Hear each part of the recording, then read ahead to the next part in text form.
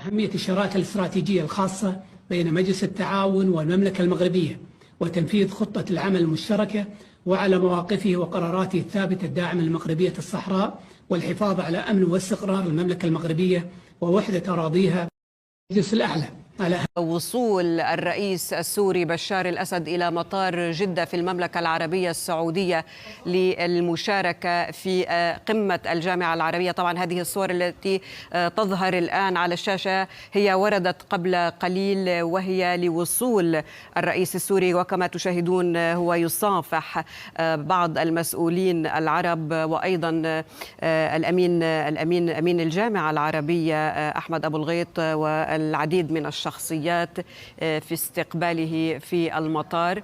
إذن هذه الصور الأولية والتي هي قبل ربما دقائق من الآن لوصول الرئيس السوري بشار الأسد إلى جدة في العربية السعودية للمشاركة في قمة الجامعة العربية سوريا التي كانت غابت عن الجامعة ل12 عاما.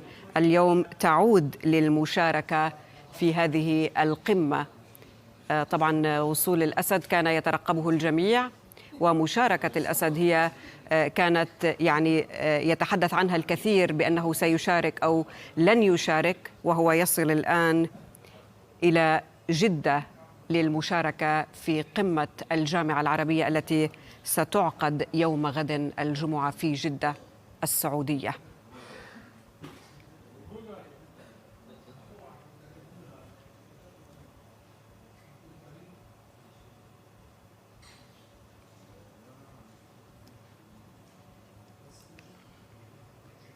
إذن تشاهدون الآن هذه الصور للرئيس السوري وأيضا للوفد المرافق للسيد الرئيس بشار الأسد. نرى الآن فيصل المقداد وزير الخارجية السوري، بثينة شعبان أيضا المستشارة السياسية للرئيس السوري. إذن هذه الصور هي للرئيس السوري بعد وصوله، وهو يجلس الآن كما تشاهدون إلى أمين الجامعة العربية، الأمين العام للجامعة العربية أحمد أبو الغيط، وكبار المسؤولين السعوديين كما يظهر على الشاشة الآن.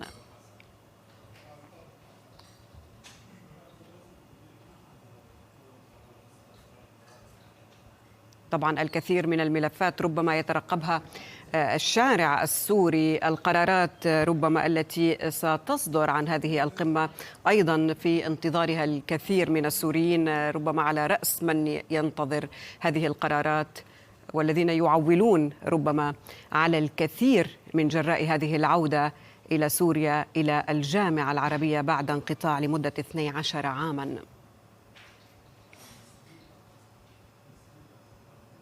إذن هذه الصور الأولية لوصول أو بعد وصول الرئيس السوري بشار الأسد إلى جدة، وهو الآن كما تشاهدون هو والوفد المرافق له برفقة كبار المسؤولين السعوديين وأيضا الأمين العام للجامعة العربية أحمد أبو الغيط. ربما هذه الأحاديث الترحيبية والتمهيدية للقمة التي ستعقد يوم غد الجمعة في جدة.